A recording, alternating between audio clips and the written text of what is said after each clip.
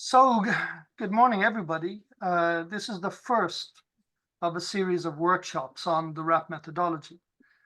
And so the idea is not to give you a method at the start and then pursue you with carrots and sticks to make sure that you stick to the method.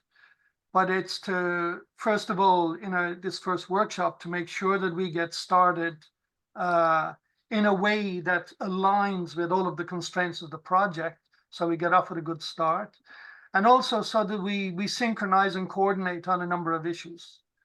And in particular, we need to synchronize and coordinate on the work that people like Runa and Carol and John are doing on the development of tools. But also internally, you need to, as regional authorities, you need to synchronize with whatever is happening at national level and also at EU level, so that we have a good impact in what we're doing. But anyway, the idea in this first workshop is let's look at the first steps we need to take. We can look at those in detail. And then as we go along, we'll have other workshops dealing with issues as they arise, and also corresponding to the successive phases of the work that you have to do. Now, I'd first like to remind ourselves of material we covered in the lessons learned, webinars, parts 1 and 2. And so the first thing is that we really need to be quite formal and explicit about a discovery and design process. If we don't make a real process out of this, chances are we're going to end up with products like tools and services within the project that don't really correspond to a need and are not really evaluated. So I mentioned need, the N word. And what we're talking about here are the needs of local government actors and their proxies. So the proxies are consultants and enablers like research groups, people like Tula, who's not in local government, but is leading a process that's where she effectively is a proxy for local government. And we need to fully integrate users in this design process. So it's not something that we're going to leave to the IT guys. In the UK, they have a comedy program called the IT Guy. And it's not for nothing that there's a comedy about this. But it's all about the kind of things, the internal dynamics, the strange language, and the things that go wrong in developing projects like IT projects without an adequate implication of the users. And that means not only that we're trying to put you in a position where you're driving, they're very much in the driving seat of the development process. And so it's not only discovering what your needs are and helping with concepts as to the tools that you need, but also evaluating the tools as they come out. And a really important aspect of this is to have iterations, to be able to discover your needs, be involved in designing a tool, evaluating it, and then having an iteration on this process so that the tools can be improved, and also so that you can improve your own understanding of the work that you do. It may be obvious to some of you, may be less obvious to others, but generally we do work without really being aware of the work. It's very hard to estimate how difficult things are and how much time they take. So one of the things that we'll do, and this is part of the methodology, is to become aware of the work that you're doing and reflect upon it to see where are the areas where we can make improvements. And then there's this synchronization thing that I spoke about. And one of the implications of this is that the regional action plans, the RAPs, we're not going to spend 3 years developing one RAP. I mean, first of all, I do client work with governments, and nothing takes 3 years. Nothing useful anyway. Over a period of 3 years, the world changes radically. So priorities and what's urgent, all of those things change very, very quickly and very radically. And in terms of the kind of foresight work and policy work that I've done, it could take days, weeks, months, etc. But 3 years is generally too long.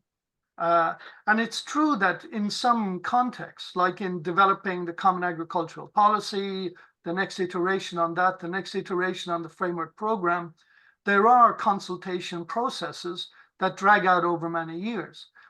but look at the complexity of what they have to deal with. They have to deal with, member states.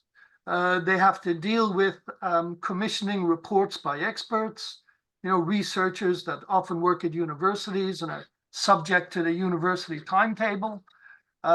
So in these situations, it's clear that you cannot do something in 2 weeks. But if you're working in regional policy, and especially nowadays in a context where unplanned urgent issues keep popping up, COVID being one example, you need to respond to this quickly. And the fact is that nobody has been responding to these things quickly. And the need to do so is only going to increase. So one of the things then is how do we look at our success? How do we look at what we're doing and say that we're being successful? And so what I'm putting out here, I know Daniel is very concerned about KPIs and stuff like that. And we lived through a nightmare in PoliRural of KPIs. I don't know, there were thousands of them, or it felt like thousands anyway. And many of them were just not well defined. And in retrospect, we said, this is not relevant or not meaningful, etc. So what are the kind of things, KPIs aside, what are the criteria on which we want to judge our success? So one is going to be the completion and execution of the RAPs, the regional action plans. And so the regional action plan success is not a report. Success is results, which means mobilizing funding, adapting local legislation, launching programs, etc. That's what success looks like. And accelerating progress on challenges such as net zero, cap reform, the EU missions, all kinds of targets that we have to achieve. We need to accelerate progress on this. That message keeps coming across from international organizations that we are not making progress quickly enough, and we cannot do it on the basis of business as usual. If we just work a little bit harder, get up a little bit earlier, maybe have tighter deadlines, and do exactly the same work as we're doing before, we are not going to reach our goals. So part of what we have to do is going beyond business as usual. And this is what I mean by, measures to transform, not tweak local governance and finance and activities within the region. So one reference point for us is the LEADER program. It only corresponds to about 5% of rural spending on rural development. But the Commission over the years, the last 5 years at least, has been quite consistent in encouraging people to base local development on communities. So we have the community-led local development, not just for the lags, but beyond that, going beyond the work of LEADER to expand the concept of community-led local development beyond LEADER. And one of the issues and needs that pops up there is the need for a multi-finance framework. And the multi-finance framework means that not just waiting around for the money that trickles down from the European Commission to finance the lags, but to pull together other sources of funding to make sure that you implement the measures that need to be implemented for local growth and development. Now, this is an issue that we've discussed a lot in the PoliRural. I would say that it was generally ignored by most people. For whatever reason, people are too busy, they don't fully understand, they don't see how to move forward, etc. But in any case, this is, for me, is a success criterion. The extent to which we can go beyond and build upon, the LEADER model and mobilize other sources of funding. And yesterday I had a meeting with some people in the European Institute of Technology, dealing with food kicks and stuff like that. And they were telling me that this is one of the big issues, and they have financing available for that. And they're looking at things like risk management, they're looking at scaling of initiatives, new sources of finance. This is high in the agenda for many actors, I tried to put it on the agenda during PoliRural, but at least anyway, this is something that we can build into our program from the beginning. And I know that the Monaghan Group, for example, they've already taken a step in this direction. They've signed up to take part in the Prospect Plus training on innovative finance for local government. So this is something that I hope to be able to develop a little bit. And I think every pilot, every regional action plan needs to include elements expanding governance at regional level and also expanding their options for access to innovative sources of funding. So anyway, these are lessons learned from PoliRural and also tapping into the zeitgeist, what needs to be done at an international and EU level if we're to meet the headline goals that we have, such as net zero, etc. And just coming back to net zero, I mentioned this many times in PoliRural.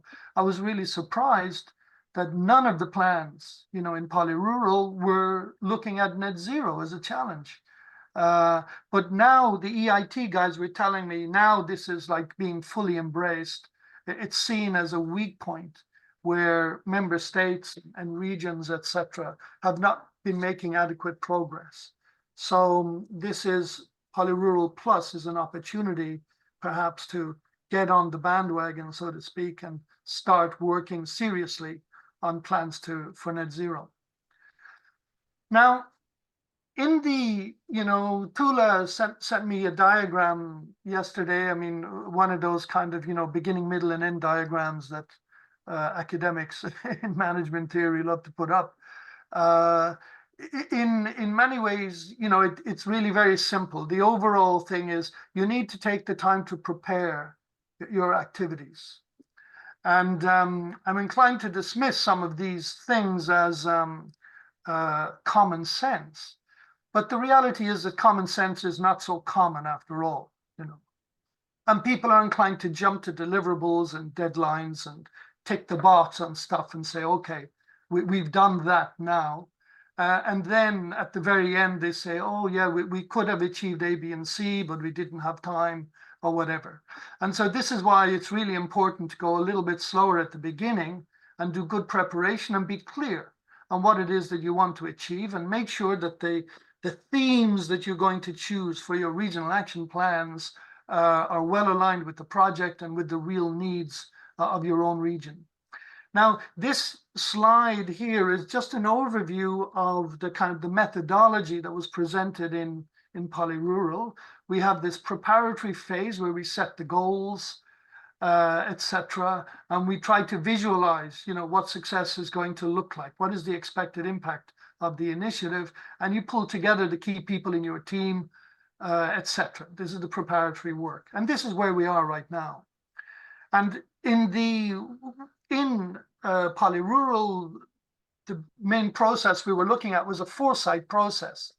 So you do the preparation with a view to doing some kind of a foresight initiative. But as I kept emphasizing, this foresight is not successful if all you end up with is a report. Because a report, especially if you've been involved in stakeholder engagement and speaking to people locally, if all you have at the end is a report, you just create frustration. You build up an expectation that things will happen and they don't happen. And there's this, what I call engagement theater, where you go through all the motions of doing stakeholder engagement, but really nothing comes out of it. And you get engagement fatigue. People, when you come back to talk to them again, they say, why should we bother? Because the last time, gave us nothing. So it's really important to build into your process both a top-down dimension as well as a bottom-up dimension. And so there's a tendency for people, especially in EU-funded projects, to emphasize the bottom-up part. And it's very important, of course. This is where the beneficiaries are. These are the people who need to be the beneficiaries of the programs and the measures, the new legislation and new funding that will be made available. But the point is, none of this will be made available if you don't involve the people in local government. And these are I call those the actors. These are the actors that make the legislation, that design and implement the programs. And they could be at local government level, but they could be higher up the hierarchy. Maybe they're at more regional level, or maybe they're at national level, etc. So, but you need to work on this with a top-down awareness of who can do what, as well as what the needs are, working with people at a grassroots level. And if you don't keep those two processes running in parallel, you can end up in a situation where you have a very good plan and lots of expectations, but nobody to implement it. Why? Because you've missed deadlines, or because you just haven't understood who you need to be talking to in the hierarchy. So in the PoliRural, we said, that you have to produce the package, a vision, an action plan, and a roadmap. So there really is no rule, as to what this is, depending on the theme, depending on the urgency, the time that you have available, the deadlines that you're confronted with. It could be a short document or a big document. It's really up to you to decide what the document is. Maybe you have a vision already. There's a vision and you want to tap into this.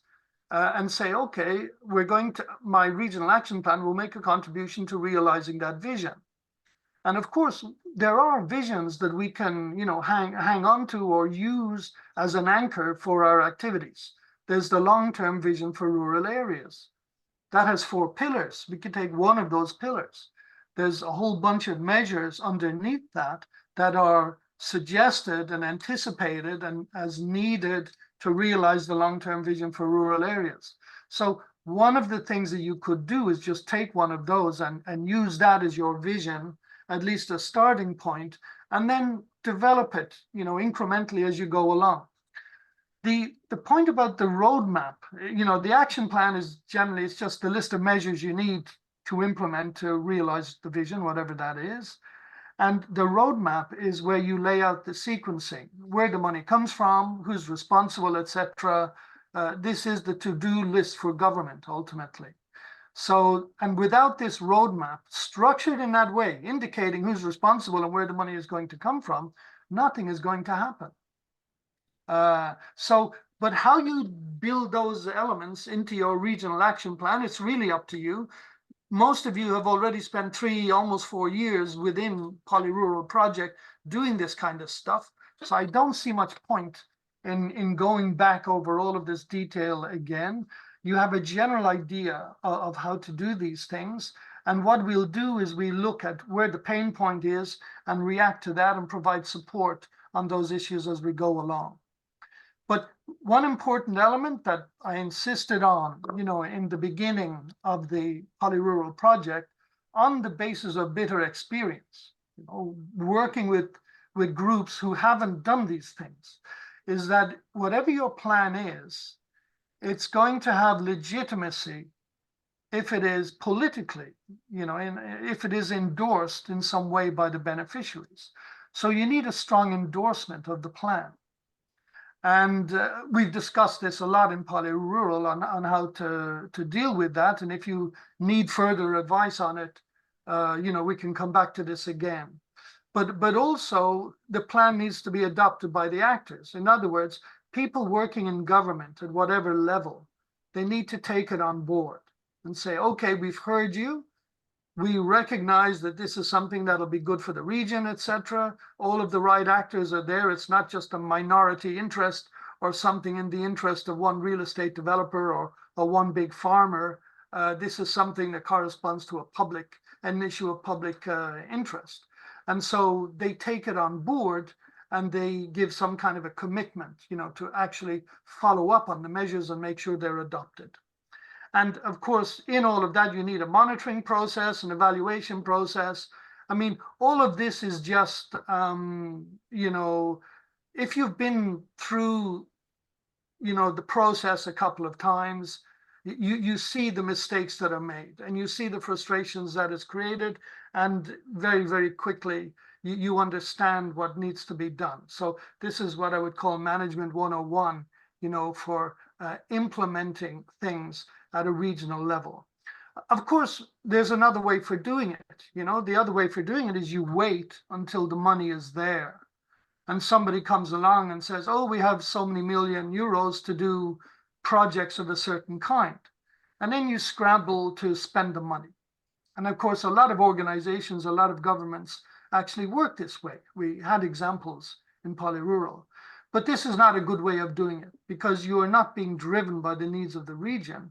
You're just responding opportunistically to a possibility that you haven't created and may not at all be in the interest of the region in which you're operating. But you spend the money and you're happy, and the people up the hierarchy are happy, and they get whatever medals they're going to get because they've successfully spent the money in the program. Anyway, again, this phase 3, I always mention this phase 3, it's the implementation of the plan.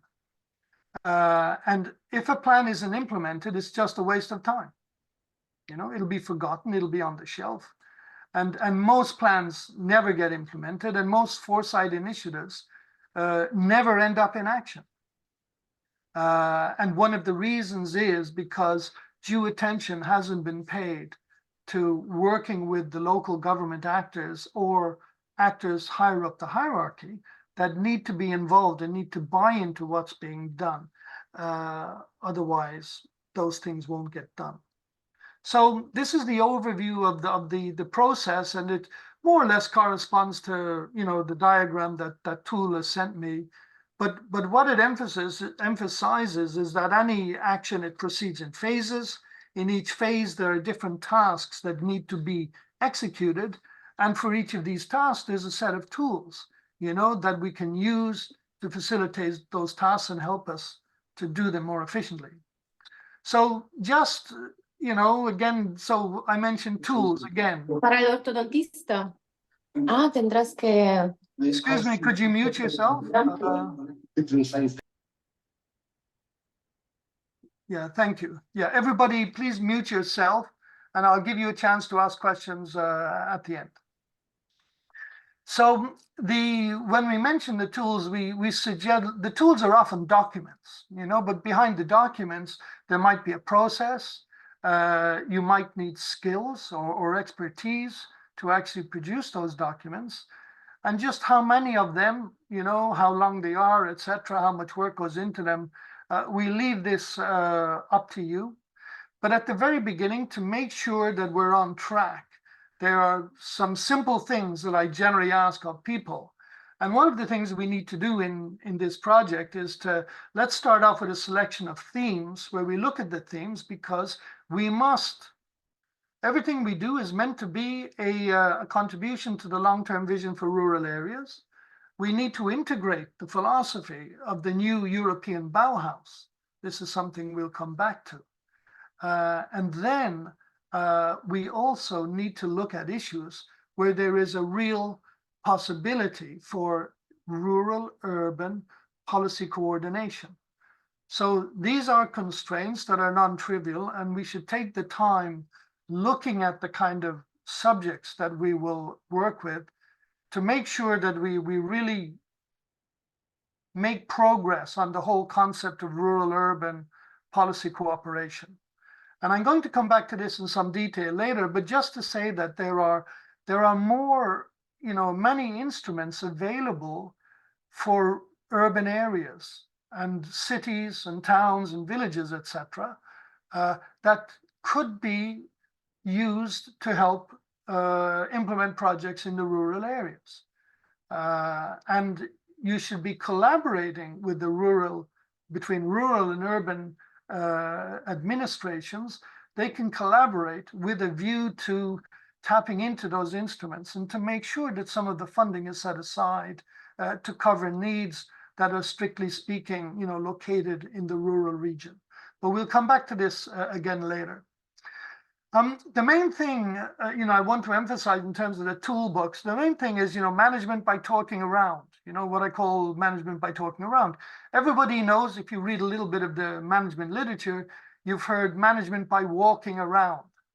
So this is where you go and you visit the site. You work around and you look at what people are doing, you meet people, you look at the machines, you see how they're operating, and you look at the whole work environment. So this is a standard concept especially for anybody who's not any kind of management consultant. But what this management by talking around, I mention this because so many people will not pick up the phone and talk to people about the project. So you have to pick up the phone. You have to meet people, meet them for coffee, meet them for lunch. You have to talk to them by mobile phone, send them emails. I mentioned here in my text, I said, don't forget Mustafa. Well, this is a kind of a joke. It's only a half joke because once I was dealing with a client and I was asking him about, the consultation processes that they had in place for consulting with industry. And what I had in mind was, do you have business roundtables and, working groups and stuff like that? And he replied to me, he looked at me straight in the eyes and he says, Mustafa, I said, what? He said, Mustafa. And it turned out that his consultation, he was responsible for a big chunk of policy. And his consultation was to ring a friend called Mustafa. And he says, Mustafa is retired, but he knows everything. But the point is that, retired people and experienced people they are sources of wisdom and they can give a lot of good advice. And this is why you have mechanisms such like troika mechanisms, in complex policy processes where you have the ones that will come next year and the ones that are working this year and the ones that worked on it last year, and they all meet together in what they call the troika. And it allows next year's, responsible people time to kind of learn about the work and anticipate what they need to do. And you get to draw upon the wisdom of others who've been there before, and they can tell you the kind of, mistakes to avoid. But anyway, I mentioned the toolbox, and you've done these things over and over and over again. There must be 10,000 EU projects where they've had to build a guide or some kind of a manual for some kind of a policy process.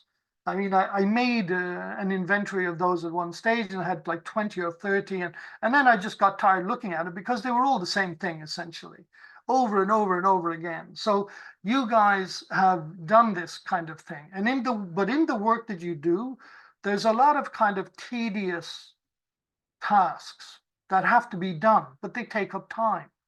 And these are tasks where we can consider, the extent to which we have to do those tasks in our work and the availability of tools that help us do those tasks more efficiently. So just making lists and selecting priorities. So ranking the priorities, creating ranked lists so that you can then XY plots. These are the two-dimensional diagrams where on the XY axis you might have importance and on the Y axis you might have the cost. And where you have a list of initiatives, you put them there and you see what's important and is low cost. Well, you do that immediately. It doesn't cost much, it's important, do that immediately, so to speak. So you have this kind of reasoning, based on trying to decide priorities and what to do next of the long lists of things that always come out of these exercises, lists that mix the trivial, with the profound. And there are, multi-criterion analysis. I mean, some of you might have actually used this. I used to use a tool called Info Harvest for multi-criterion analysis. And you can do things like robustness analysis and stuff like that. So depending on the number of priorities you have and the complexity of the decision-making you have to do, you can rank things and make a priority list of what to do based on criteria which you design with the stakeholders. And I've seen exercises, where you've had like 30,000 stakeholders doing multi-criterion analysis and ending up with a list of the top 3 initiatives that need to be funded. So deep dives, we had a look at the deep dives in PoliRural. This is hard work. And we tried to divide up the work amongst us and coordinate it. And there was a huge variation in what different, individuals could do. People who are experienced researchers or engineers, generally they're quite good at this kind of thing. But people from, say, other backgrounds might have less experience or less, say, intuition as to how these things can be done and what a result, a useful result might look like. But lots of desk research, lots of dialogue with experts, drivers analysis, the steep V, we've been there, lots of papers, reports, and surveys, gathering data, etc., etc. Now, these tools, they're all tools where IT can help. They all involve really tedious work, time-consuming. They need expertise, etc. And they're all areas where automation and modern tools can actually help. So ultimately, what I'm not going to tell you what to do, in terms of A, B, and C. I think after PoliRural, you should know enough about this, make your own decisions, on that. If you need help, we can provide guidance on it. But the real effort in our project is when you're performing these activities, let's try to understand the work in a way which allows us to design, discover what our needs are, the opportunities for simplifying and automating tasks, and where are the opportunities for having tools that could make life much easier for us. So anyway, I think that's enough for now on that. But the three things that I mentioned on top that I have in red, the selection of themes, the statement of purpose, the schedule of work, I mean, that's something that we need to start with immediately.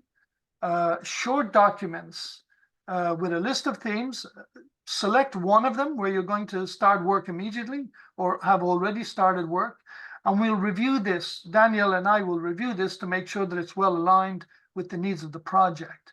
And the schedule of work is about saying, okay, we're going to produce our plan by such and such a date. Now, as far as I'm concerned, 6 months is generally enough time to produce any kind of a plan with extensive consultation. But you might do it more quickly on some subjects. It might take longer on another. But just want to emphasize that we need, whatever our regional action plan is, we need to iterate it on it as well. First of all, a 3-year process is just, it's not useful and it's not helping anybody. We need to do these things much more quickly. So, and if that means limiting your ambition, instead of doing one huge action plan that covers everything, we focus on one area and we deliver something in a reasonable amount of time on a more limited area. The point about it is that by limiting things in the time, we create the possibility of having iterations on the process. And it gives us an opportunity to come back again on the design of the tools, evaluating the use of the tools, etc., and improvements or tweaks to the tools that are going to make them more effective. But you need to be in the driving seat for that, and to make sure that we're set up well, we need these three things: the selection of themes, the statement of purpose, and the schedule of work. And then other things, will come a little bit later. We'll talk in more details about the policy gap analysis, the review of institutional arrangements. These things, they should suggest something to you. If you work in policy, they should resonate already. But if not, this is something we'll come back to and look into in more detail. Now, so I'm just summarizing.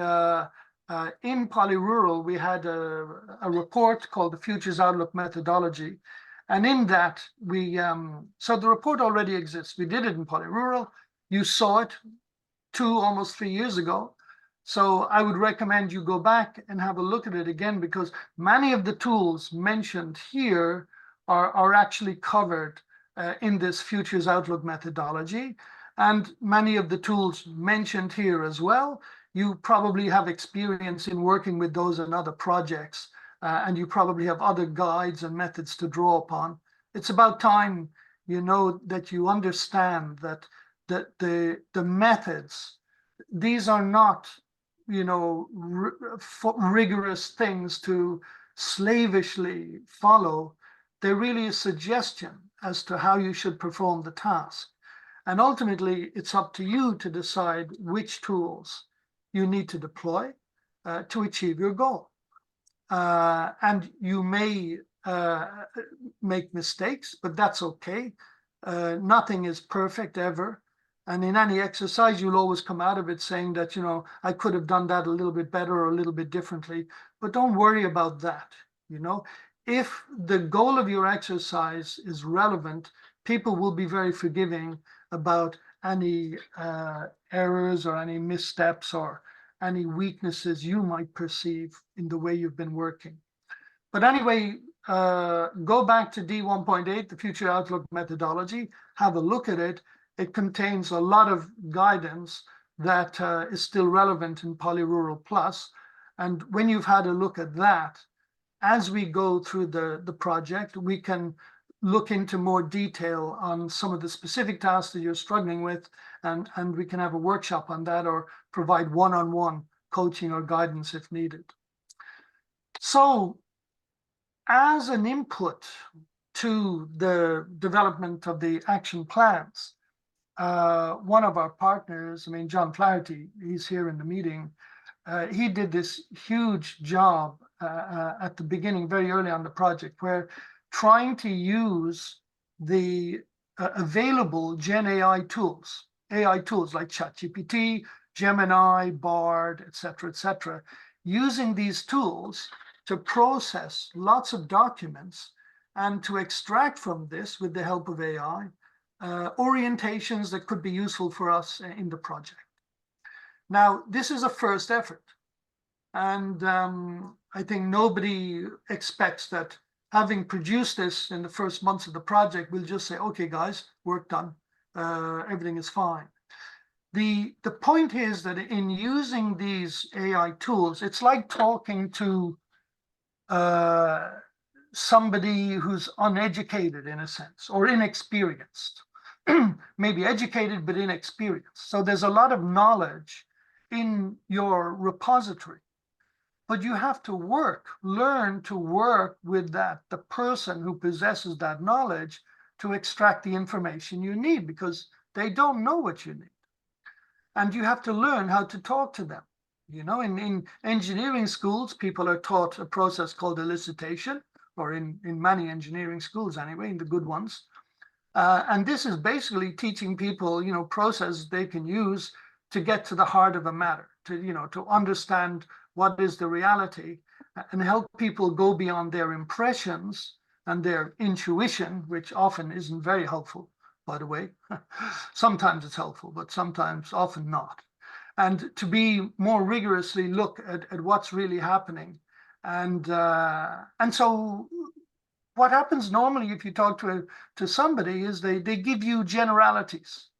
And so we saw this in the report that John, first of all, it's very long, and we need to know, what's the best way to shorten this in a useful way. Now, for the time being, John and the buddies, they don't know. They need input from us. So they need feedback from us on that report as to what would be useful based on an understanding of what you can do with the tools.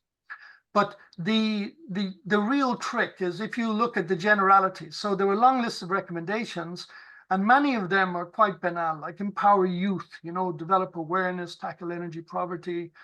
We don't need some super intelligent AI to tell us those things. Improve childcare, again, mixing the big and the small, but generally very high level ideas. And I would say many of them not terribly informative, but that's okay. This is the first part of a conversation. But what you have to do then is you have to keep interacting with the machine. And this is called prompt engineering, where you drill down and you ask further questions of the machine.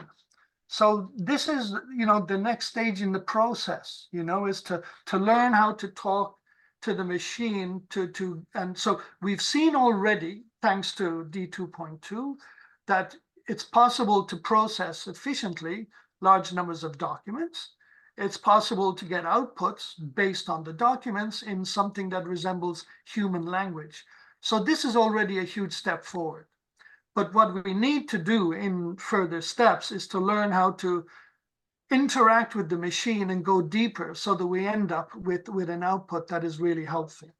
And this is where we need feedback from you guys. So for the moment, I'm inclined to say that D2.2 is a very successful experiment illustrating, what you can do with these machines. There's more work to be done. But having looked at it, I couldn't see anything that obviously says this is a subject we need to work on.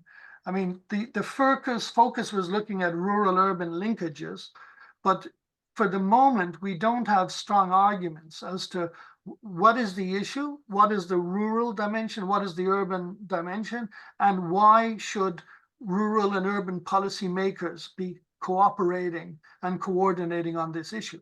I mean, that is the kind of wisdom ultimately we'd like to get. But we got started down that road. We still have a way to go, and I'm quite confident that we'll get there by the end of the project. So the first big constraint really is that whatever themes we're dealing with for the rural action plans, the regional action plans, we have to pick out themes where there's a need for rural-urban policy coordination. And so one theme, obviously, is climate change. And again, I mentioned that the EIT people that I was talking to the other day, they were telling me that this is a huge weakness, especially in the food sector. I mean, if you look at transport and buildings and stuff like that, a lot has been said about climate change, but ultimately food is a huge area, and also agriculture. And the difficulty with agriculture is that it has been so politicized. But we have urban agriculture. We have food systems where food is produced in the city, consumed in the town. We have the first mile, logistics problem, which is totally not been addressed. There are many areas for collaboration between rural and urban areas. And also one area of source of wisdom that we can tap into is all of the work done under the Covenant of Mayors.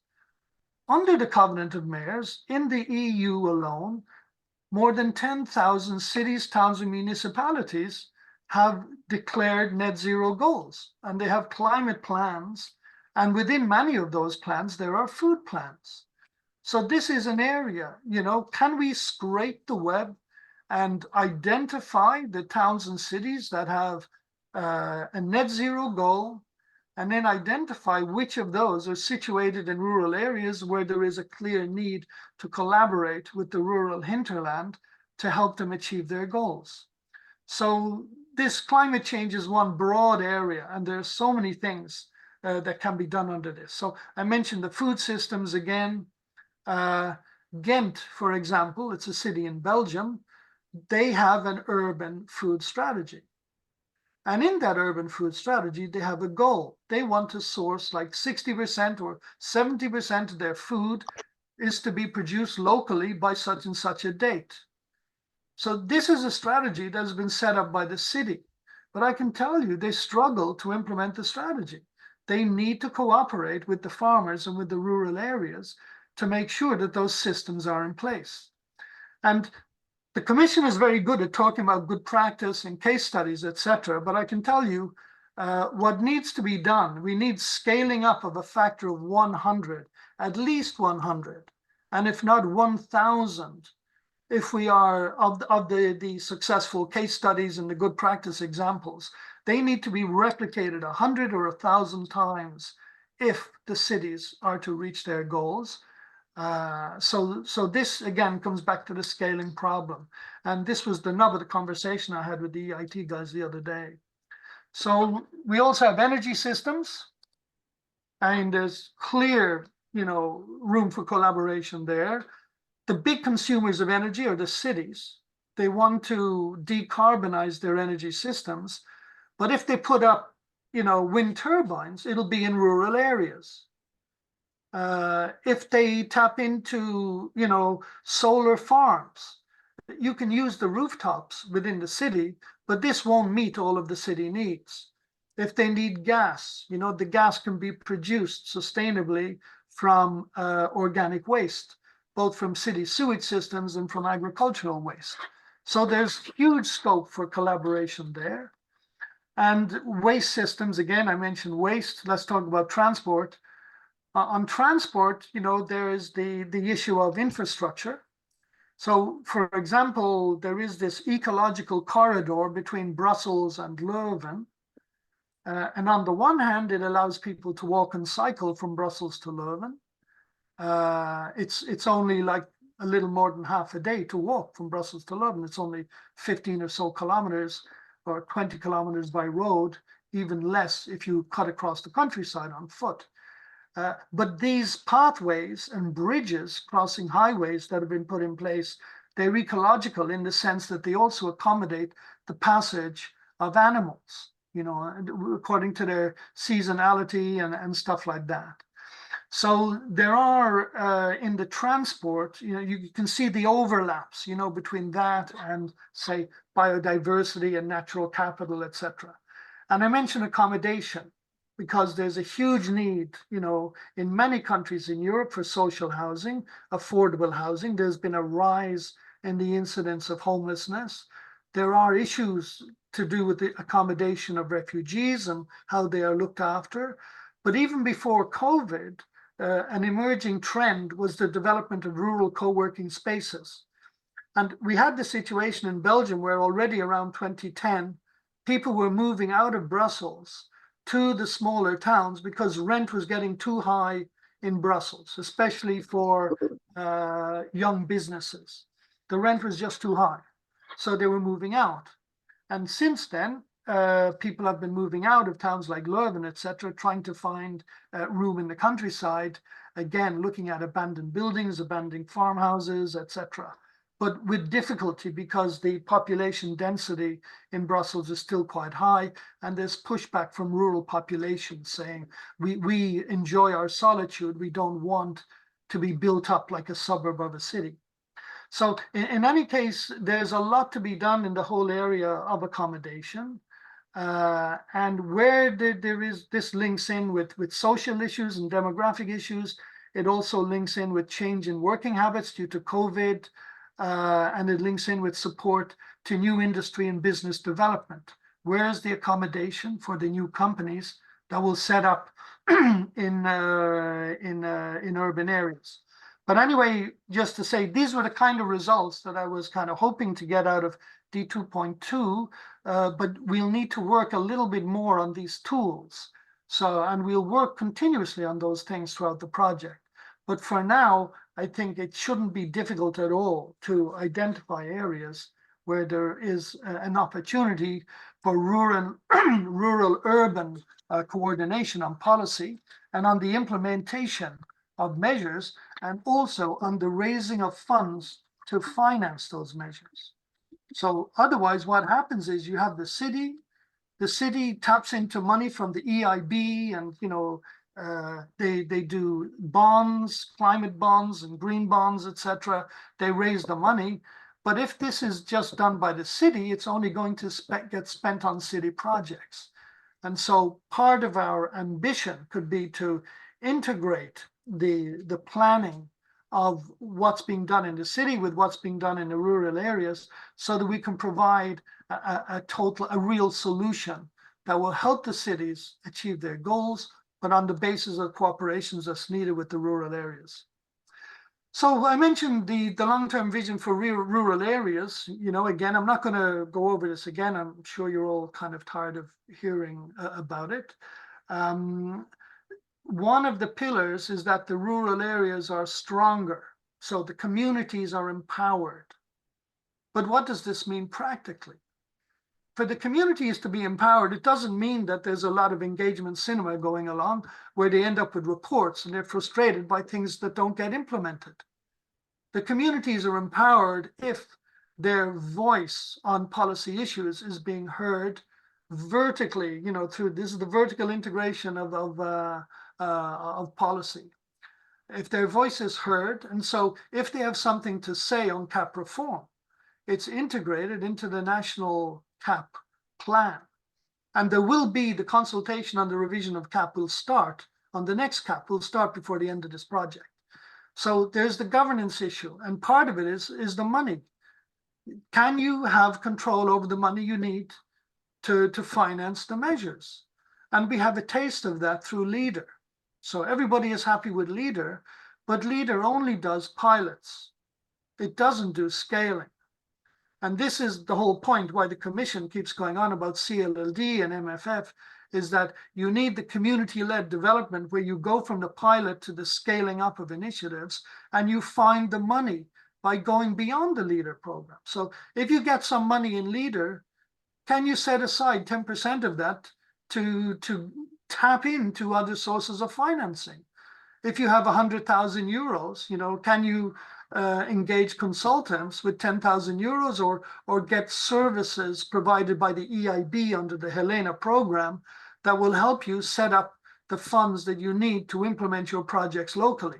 This is empowerment.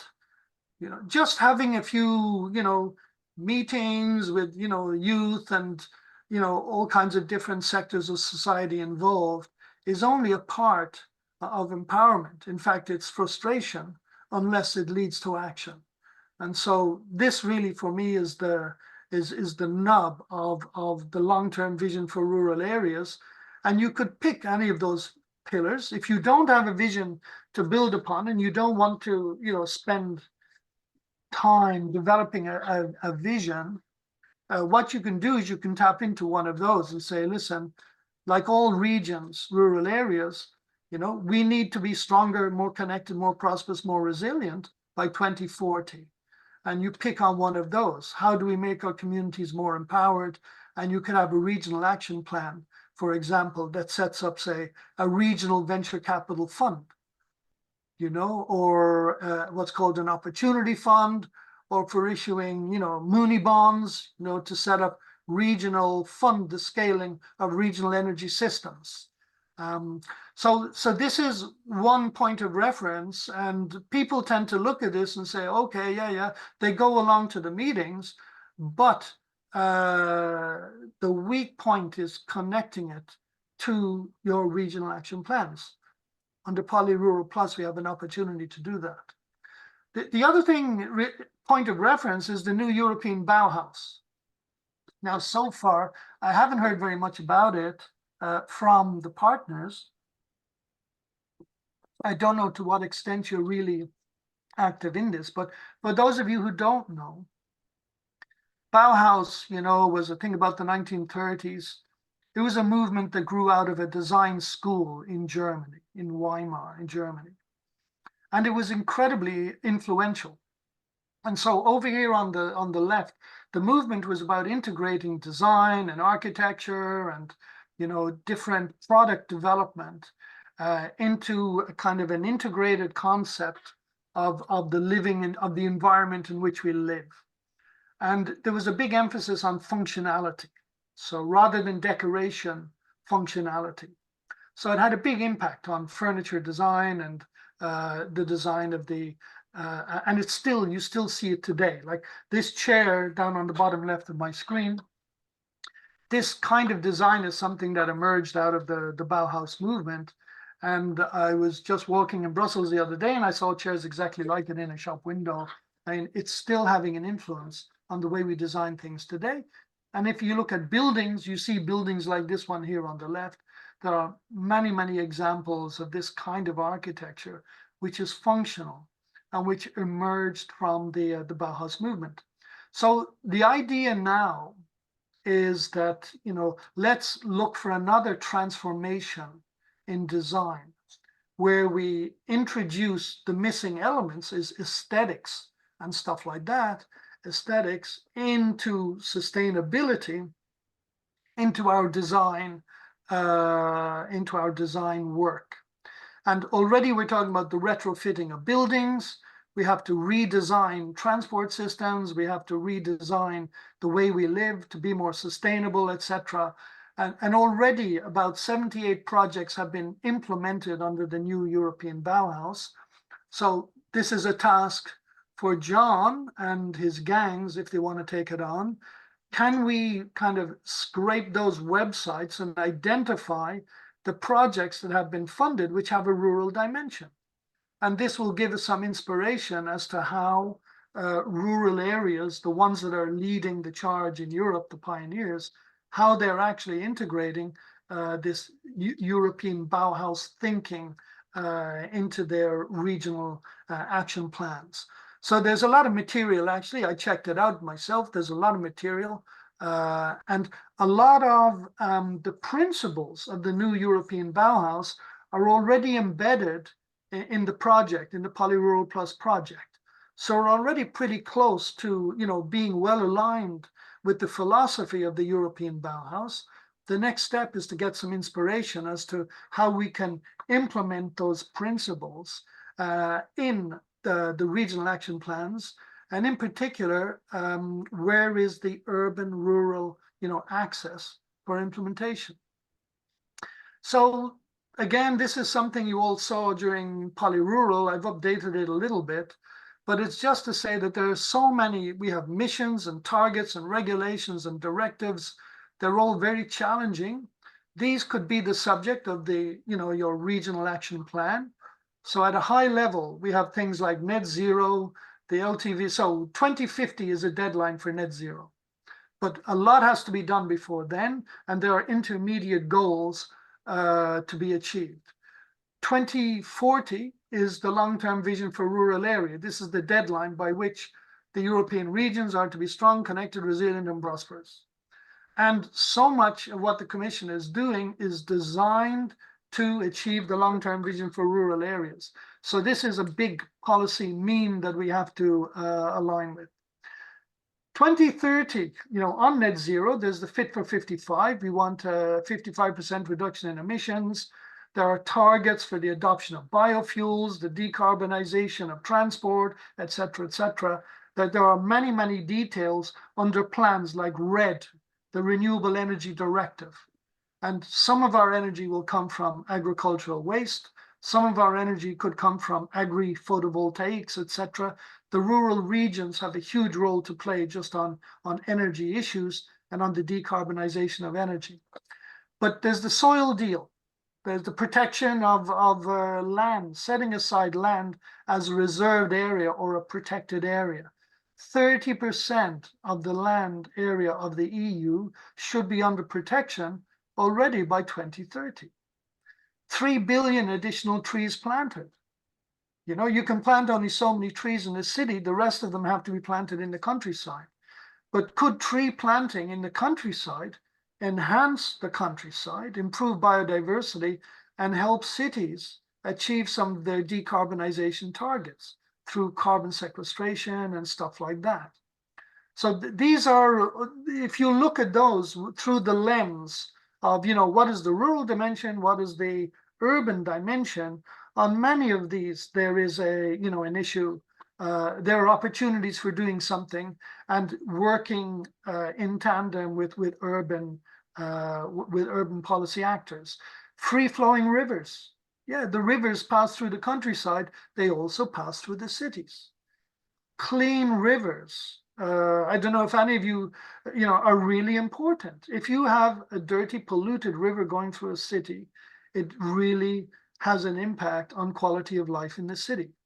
And I don't know if any of you have ever, had the chance to visit towns like Seoul in South Korea. Korea went through a huge industrial development periods where they polluted everything under the sun, literally, including their rivers. But since then, they've had major programs to clean up the rivers. And it's quite amazing to see what they've done to some of those rivers flowing through the city of Kyoto.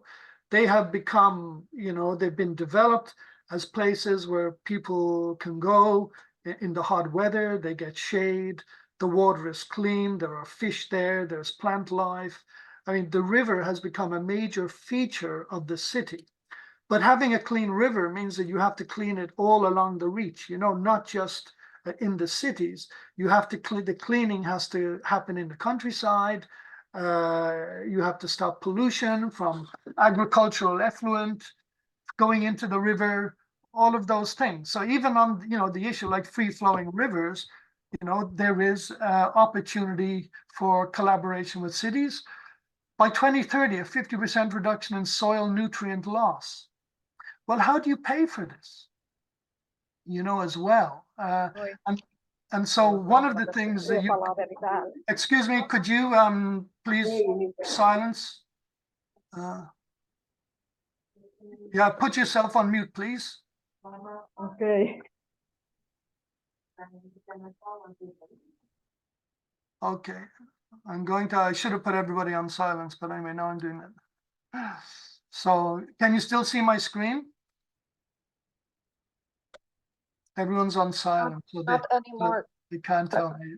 Screen is not visible anymore. Let me go back to the screen. Okay, can you see it now? Yes. Yes, it is. Okay, Yes. thank you. Yeah.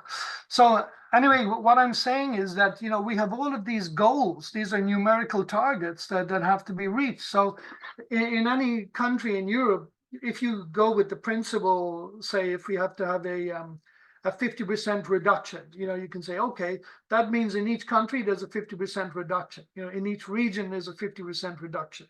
Now, clearly, that kind of a distribution of effort doesn't make sense. But in any region, in a rural region, you should have an idea, you know, a rough idea. It doesn't have to be accurate of what is the, you know, the hazard from chemical pesticides. How does it affect the water, especially downstream in the cities? The use of fertilizers.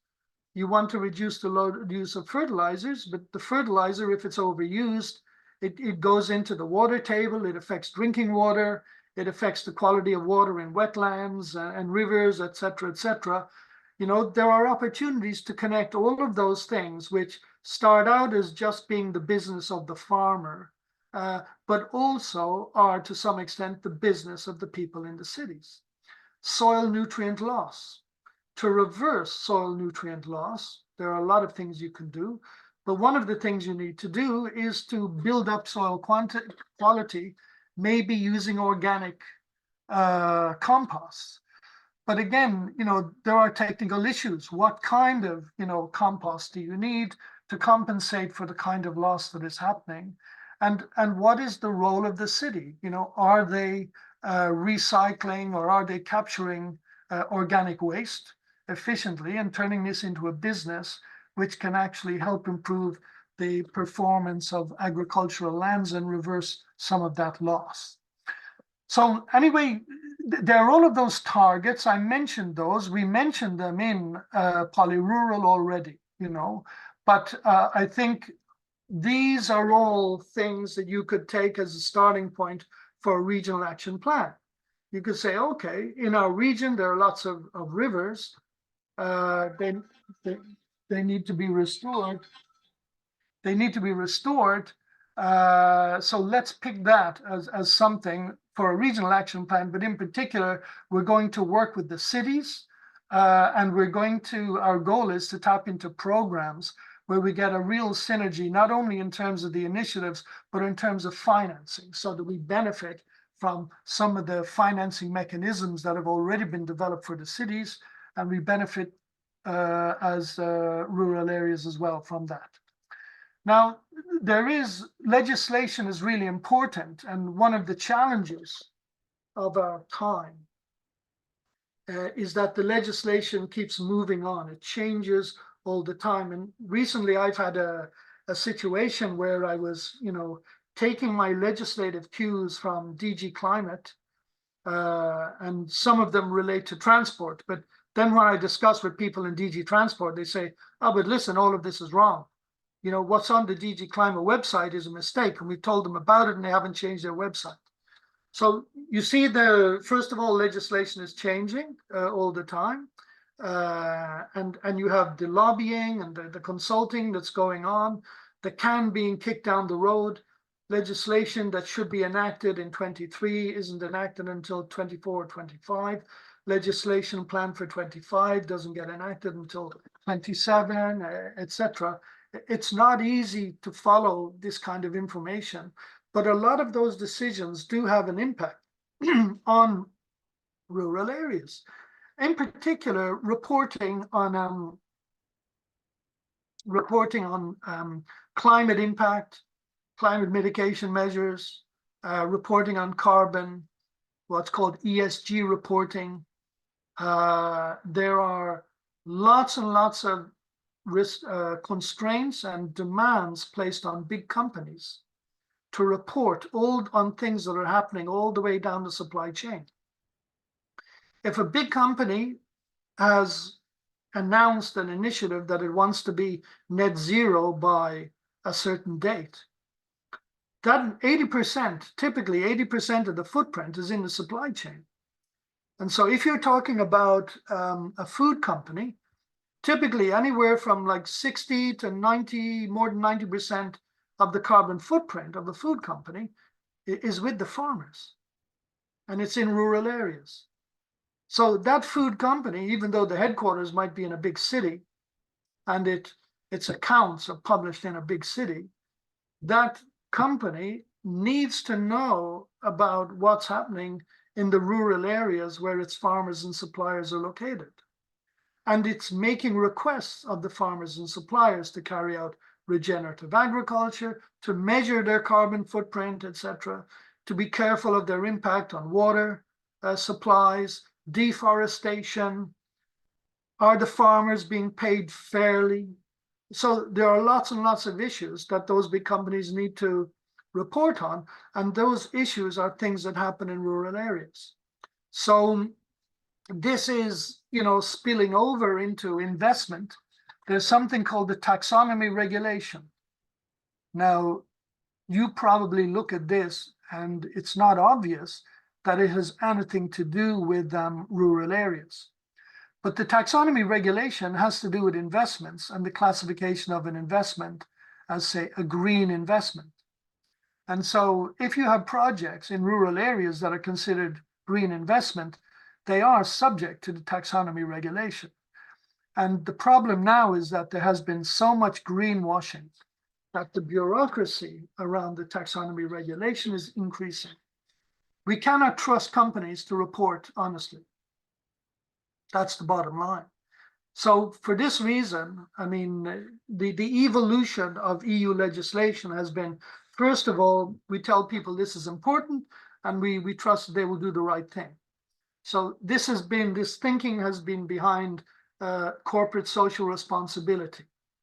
We don't tell you what to do, but we give you the principles and we leave it up to you how to actually meet those requirements. But what happens is that, you give the job to the legal department and they all get clever about how to meet the requirements at the lowest cost, or how to pretend you're reaching the requirements with plausible deniability, so that if somebody says you're not doing the work, you say, oh, but, really we did do the work in good faith, when it's actually not the case. So the next step was to, have regulations saying, okay, you need to do the reporting, like non-financial reporting directive. That's what that is about. And it talks about things like climate, natural capital, governance of the company, et cetera, et cetera. So the initial directive was in 2014. Now we are 10 years later, where companies have been asked to do non-financial reporting. And again, they're reporting on things that happen in their supply chains, which include farmers, companies situated in rural areas, etc. And one of the things they have to report on nowadays is that nothing they do has an impact on deforestation. So there's things called the EU Deforestation Directive, the EUDR. And there's a whole list of commodities which are on a watch list to say these are commodities which are often involved with deforestation, where forests are cut down to make room for business. And there are many, there are provisions to extend this list in the future. But it's just to say that, monitoring the legislation and it gives you an opportunity to anticipate the burden of reporting that's coming on the big companies whose suppliers are located in the rural regions. And ultimately, it means that one day, and that day is getting sooner, one day, the suppliers situated in the regions will have to start complying with regulation or providing evidence that they are in compliance with all of this kind of regulation. And so last year I was asked by Copa Cogeca to do something for them on geographical indicators.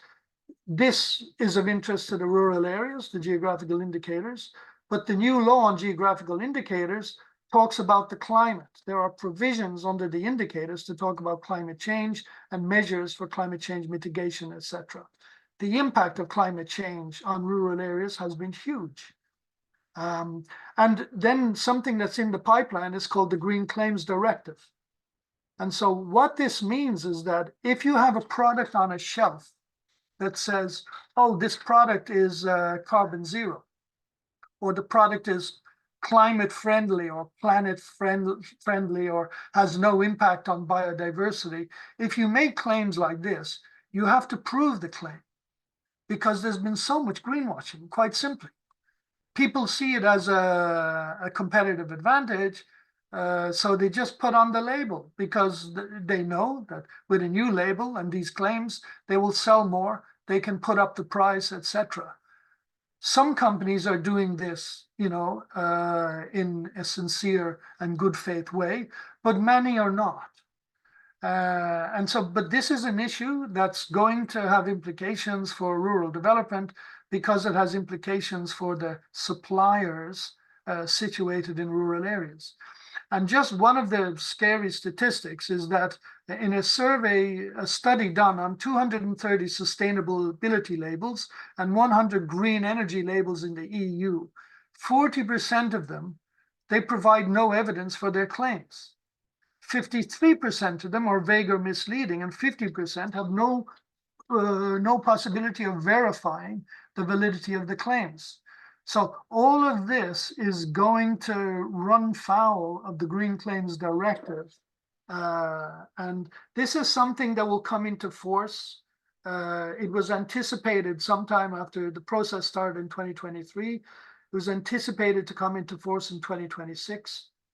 Without a doubt, industry will push back and kick the can down the road. But nevertheless, these are changes that you can anticipate, even if you don't know the exact date, and you can plan for, and you can leave the farmers in your region and other suppliers, the food processors and the packaging providers, etc., leave them in a situation where they can have a competitive advantage.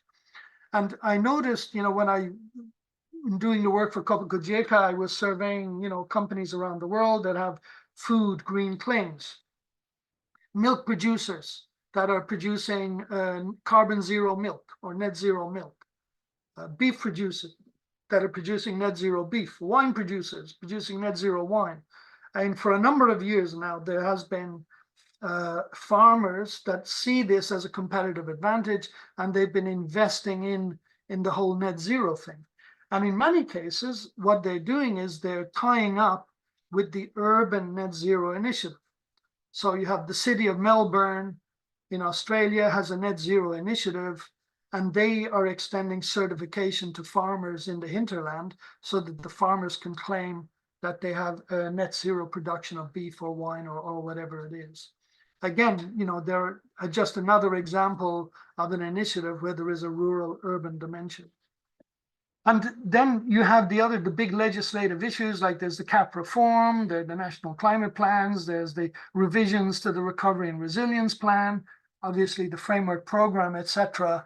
Consultation, if it's not happening already, will happen, on these big programs. And what happens is the Commission goes to the member states, asks for input from the member states, and recommends to the member states they consult with the regions. And as you know, this doesn't always happen. So if we just look at the list of, the missions, targets, regulations, directives, etc., there is a huge amount of material there which could be used as a starting point for some kind of a regional action plan that you might try to put in place under the auspices of the PoliRuralPlus project. So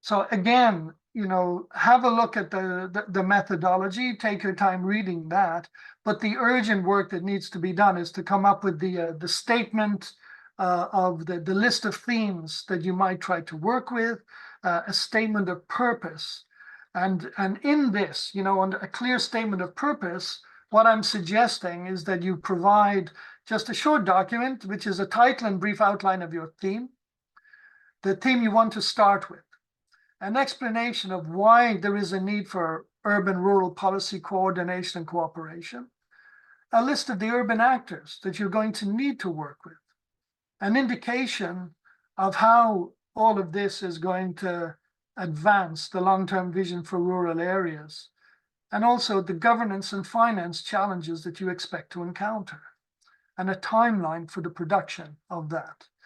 So this doesn't have to be perfect. The whole idea is to produce a document like this that Danielle and myself, we can review it and we can come back to you and help you maybe complete it if you need help. But ultimately, this is stuff you should be able to do on your own, but you might need help in getting it aligned, with the constraints of the project.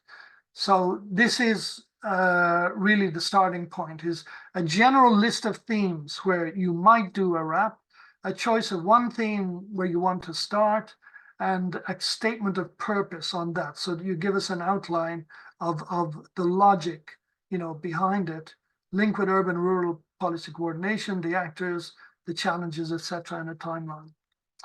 And we can discuss how quickly to do this. I know Danielle has a meeting coming up with you guys pretty quickly, but in any case, I think don't spend too much time on that. Don't let perfection be the enemy of progress.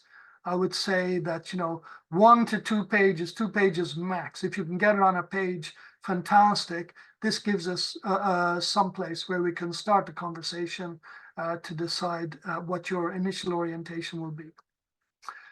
So this is kind of the first set of homework in the methodology, if you want to play the game with us.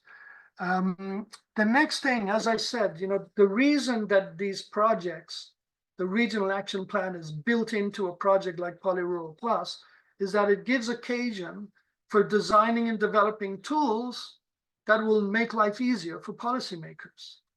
And we've made the point again and again that so many local administrations are overwhelmed by the work they have to do, by the fact that they don't have the time, they don't have the personnel, or even if they do have the personnel might not have the skills required. So this is why we want to develop the tools, is to allow people in local government to do more with less in shorter time frames. Now, how do we go about this? The needs assessment. This is part of the work of developing the methodology. It's part of an important part of the work in work package 3, my work package.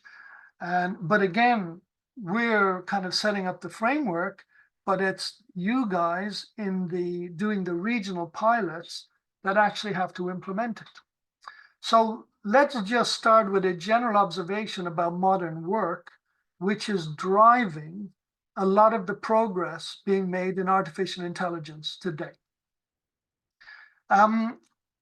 The kind of work that you do, it's office work by and large. I mean, you do site visits and you might visit companies and go on farms and et cetera, but a lot of the work involves doing things like editing data, image, video, audio. So not just editing text. Nowadays, when we talk about text, we use the word a bit like the sociologists do. A text is anything that you can read, whether it's with your eyes or your fingers, or whether it's the printed word or a video or an image or whatever. So we use the word text in a very broad term.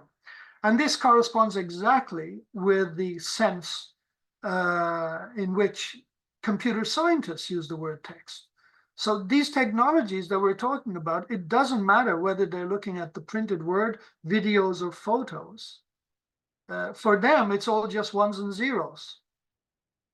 So this concept of text is literally, the broad concept that applies in the area of artificial intelligence. So if you can process and understand, in inverted commas, something from written documents, you can also do it, process the content of images and videos and audio files. And that's what people are doing, actually. And all these entrepreneurs are out there developing an incredible number of tools that are really shocking almost in how powerful they are. Not even the scientists, realized, understood or anticipated how successful they could be in reproducing something that seems human-like, whether it's an image, an artificially created image of an individual, an animated image of an individual, a lifelike image of the world, audio, etc. Experiments have been going on in those things for like 20 years, but suddenly we've reached a threshold where we're able to do things that we never even dreamt of even 5 years ago. So a lot of what you do as well is you have to produce notes. You have to document work for consumption by the public, by your team, by people in the governance hierarchy. One of the interesting things about these generative AI tools is that when they summarize, you can set them up so that if they provide a summary text, it's not just like summary text that sounds like it was written by a computer. You can set it up to provide the text in a certain style. So if you want, you could talk like a gangland rapper, from New York. You could talk like Henry Kissinger if you wanted. You can set it up and you can ask the system, to copy the style that's available. And it could be, if you've written a lot of stuff yourself, you can ask the system to copy your style of writing. So just to let you know that these are the capabilities that we can play with and that are made available, through modern AI tools. And of course, when we talk about text, the text appears not just on a PDF file, but you have websites that are being constantly updated. And you have feeds like Twitter and LinkedIn and Instagram and Facebook, etc. Tula and I have been discussing these because we're talking about the tasks that need to be done in project-related communication. But the point I want to make is, first of all, have you realized, and sat down and thought about the extent to which your own work has broadened in scope? You don't just edit texts, written texts on PDFs or Word files. Increasingly, everybody is being asked to edit data, images, and videos, etc. And we'll come back to the videos because we'll all be doing videos by the end of this project. And when we look at the details of the work, it's full of what I call tasks with no name.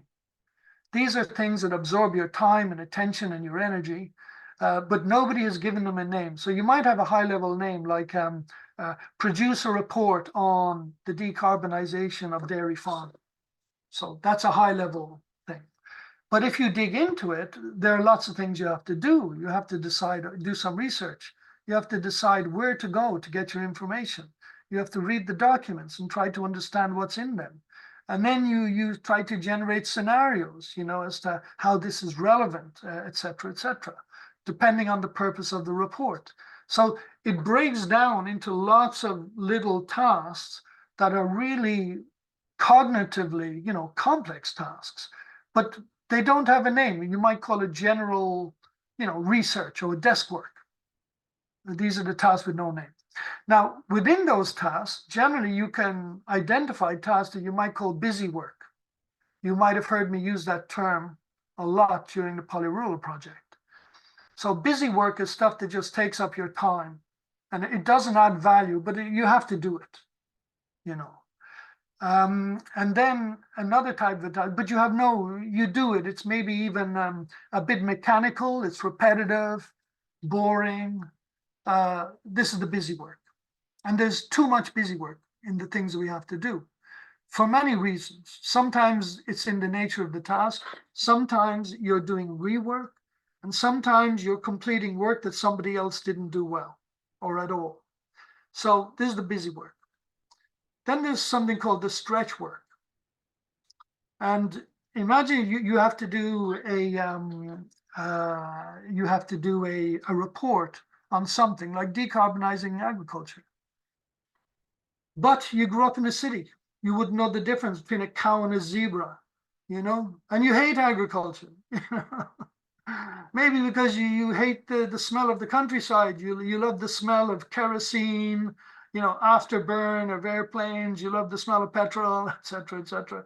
For whatever reason, you know, you're just not enthusiastic about the task. And anyway, you don't feel like you have the skills to do it. So there are many, many, you know, things we have to do in life where we don't feel totally up to the task, but we have to make an effort. So I call this stretch work. And so there's two types of tasks: busy work that's just repetitive and dumb and doesn't add value. And then there's other tasks that do add value, but you don't feel that you're up to it or confident about it. You lack the skills or experience. You don't have the time. And you put off starting it simply because you just don't feel comfortable or confident or whatever. That's what I mean by stretch work. So these are all areas where modern technologies can actually help. And so one of the things that we're going to try to do in this project is, as you go along developing your regional action plan, reflect upon, you know, the work that you're doing, become aware of the work that you're doing through a process called journaling. And it doesn't have to be, you know, complicated, and we can get better at this as we go along. But inside the research tasks, you know, you're selecting content to read, you have to read it, you have to check the facts, making sense of things, capturing key points, writing summaries. These are all tasks where ChatGPT or Gen AI-like tools could help. You can also apply these tools for editing, improving the layout, adding images or diagrams, etc. There are lots of tools out there that generate sound and image and video that's royalty free. You could have a document that is, you know, maybe 2 pages long.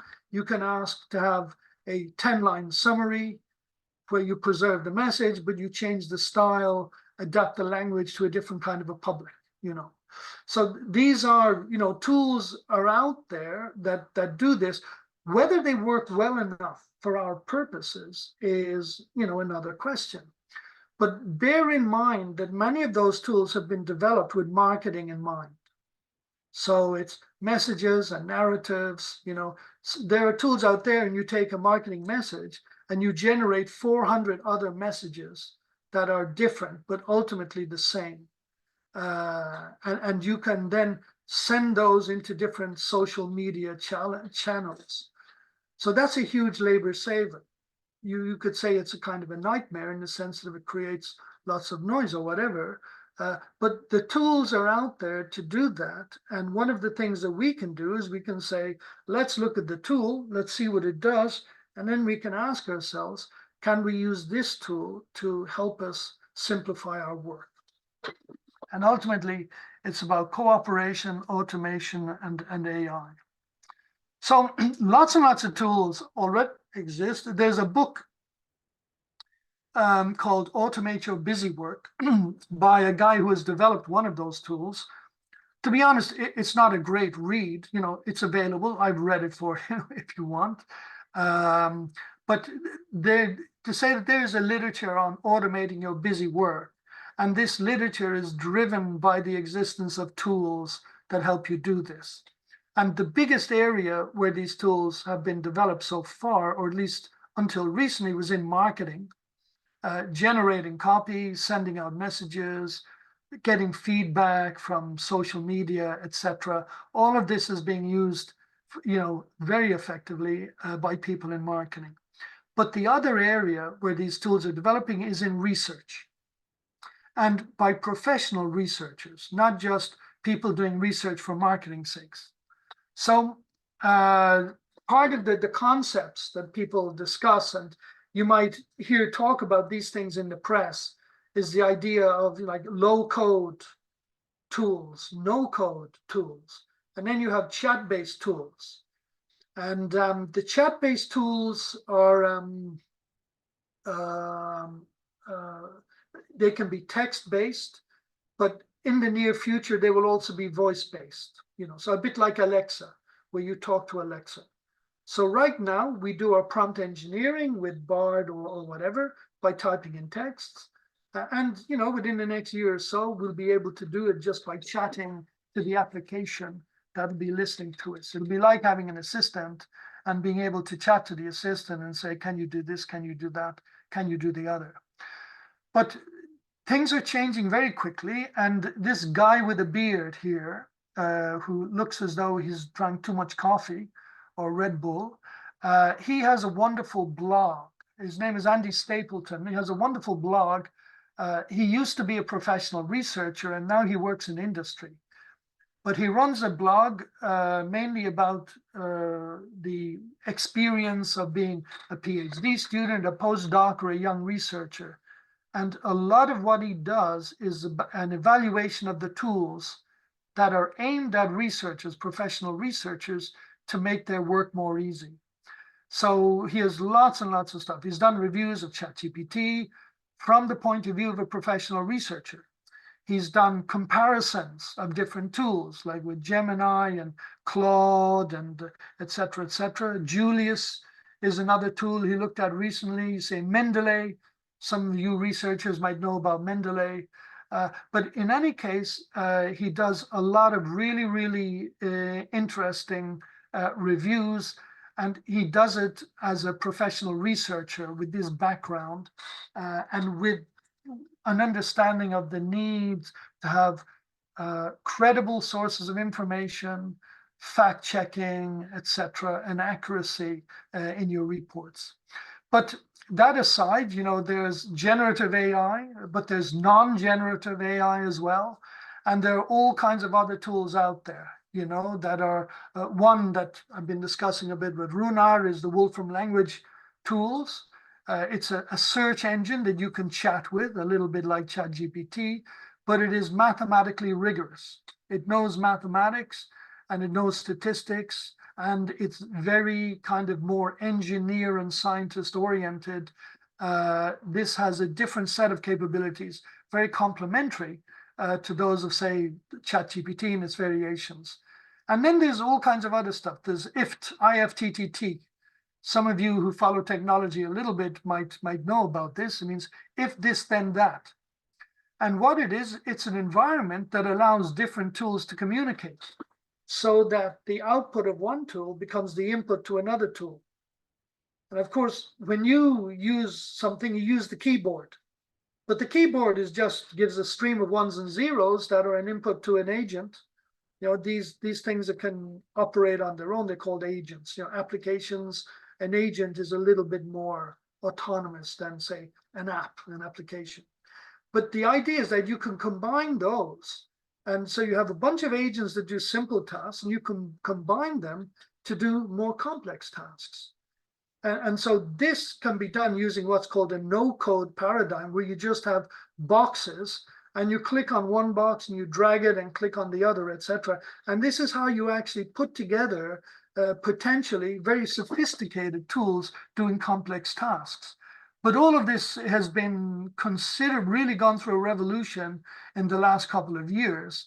And the existence of people like Andy Stapleton is, you know, testament to the fact that these tools are extremely useful for professional researchers that save them time.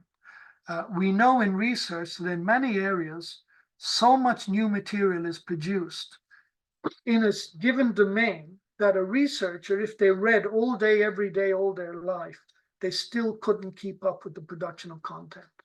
So this is the professional research environment. The tools are effective and useful in this environment.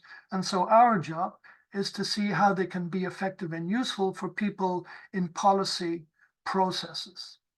So we can come back and have a look at those. I think there's a need to kind of educate, you know, in a sense, give some training to the region so that they better understand the opportunities presented by the variety of tools that are out there, because that will help you understand the parts of your work which could be automated or simplified with the use of those tools. And you have to drive the process, and you can't wait for Karel or John or Runar to do this, because they don't know anything about your work and the way you do it and the problems you face. Only you know those things. So you have to drive the process by discovering your own needs, and working on the generating ideas for the kind of tools you'd like to have available. But to do that, you need to have an awareness of your work and where the opportunities, for progress exist. And you also need an awareness of the tools that are out there and the ways in which they could save you time and energy and grief. And but so this is really, the nub of the methodology part, is integrating into the work of the tool development guys. So the point is, these workflows, the language we use, we talk about workflows, and part of our task in Work Package 3 is to give you methodologies which will assist in the needs discovery. And the needs discovery is not something you do at the beginning and forget about it for several years. You need to learn. Why? Because you need to build an awareness of the way you work and the things you need to do. And you need to build an awareness of the kind of systems that are available and the opportunities that are opening up for automation. And you might have needs in terms of process, so reducing or eliminating busy work, enabling stretch work, but you'll also have needs in terms of content. Remember this big list of targets I mentioned, cleaning up rivers and creating protected land areas and stuff like that. So these are tasks. Maybe we can build an application that scrapes the web, to find out who has been working on this already. What are the case studies?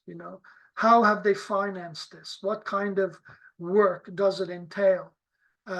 If you want to address that issue where you are, you don't have to start from zero. You can start by looking around to see who has already done this and what have they done, and maybe ring them up and talk to them to say, we're thinking of this initiative in our place. I'd like to invite you to a meeting to share your experience with us. I'm interested in tapping into your advice and how we can go about this. So the main thing, so there are two things that emerge from this, and one is the need to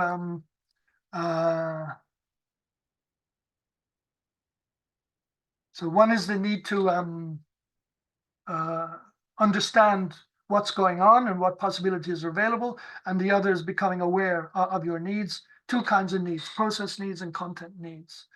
And journaling is certainly a good way to get familiar with the process needs, where you understand what are the tasks that you do. And so one way of doing this is that you have a document, and it could be a piece of paper, and maybe you have an alert on your phone. And every hour when you work, a beep goes off, a timer goes off, and you just stop for a minute and you write down, what have you been doing for the last hour?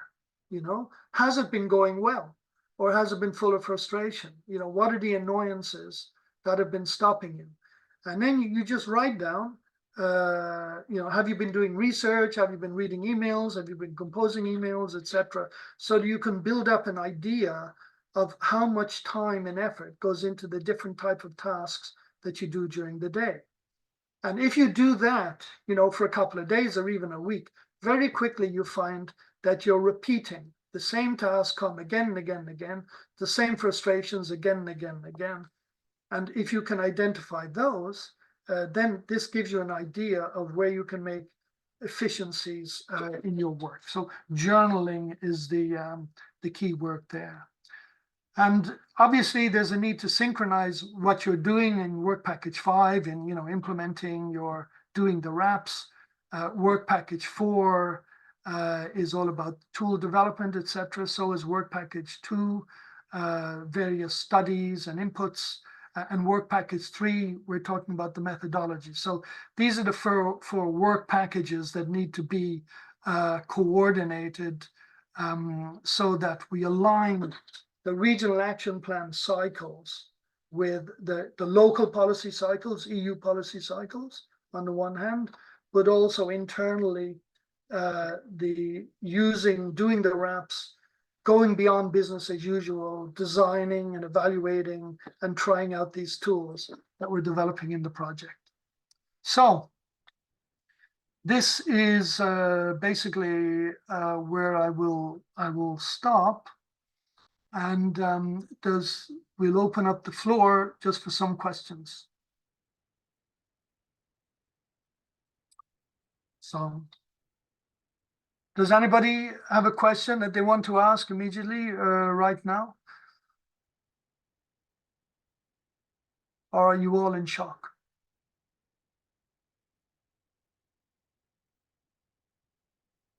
Marietta, please. Thanks, Patrick. I can start the discussion, so to encourage the others as well. Yeah, please do. So thank you very much. Very insightful, as always, for all the wealth of information you have provided us. Lots of food for thought. I've been working already on the document from Danielle, and I based it on the action plan we did in the PoliRural. So in the first phase, I basically evaluated the action plan, and I'm quite pleased to see that we followed on most of the activities. Some of them were too ambitious. Yes, I do agree with you. Sometimes we are too ambitious, but it's not bad to be too ambitious because you can make other people think also be more ambitious. You can kind of ignite the fire, fire in them. We had a change of the political situation in Slovakia, so that made me to think, to reconsider how we focus our work, because we've been working on many activities after the end of the PoliRural project, and we continued with the Ministry of Agriculture in a series of conferences. We already had a fourth one now in April, and in May we will have the fifth one. So there's a progress, but we see the lack of interest of the new ministry. And all the people have been changed again, yes. So we had a very good established contacts, working smoothly. We had a working group, the monitoring committee was working, everything. And boom, again, yes, the same situation all over again. So it kind of made me think, but I don't want to withdraw. I've been working on this vision, you know, for such a long time that I don't want to withdraw at any costs, and just to continue like a bull. It goes forward. But I also realized that I need to focus on certain more specific issues, as you said, on net zero, and all these ambitious goals. So I kind of reformulated the challenges. You can already find our document in Danielle's file. You can have a look at it.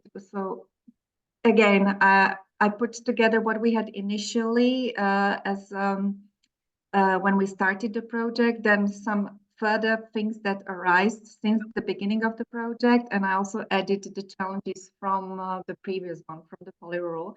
So altogether, I achieved 24, which is too many challenges, but they are kind of interconnected. I always see them as it's not, you know, 24 are very important, but they kind of rely on each other, you know, they're interdependent. So I still think that one of the very important issues that if you remember, we had in 2021 this questionnaire on COVID, which we based on your deep dive on COVID.